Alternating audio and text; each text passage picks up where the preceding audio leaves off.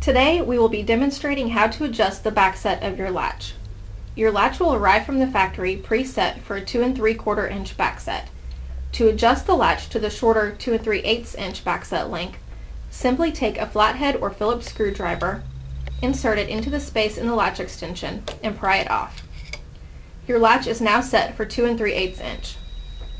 To adjust your latch back to the longer 2 3/4 inch backset length, simply snap back on the latch extension you removed. Your latch is now set for 2 3/4 inch. You have successfully adjusted the backset of your latch for both 2 3/4 inch and 2 3/8 inch applications. For additional help, please visit our website at www.weslock.com.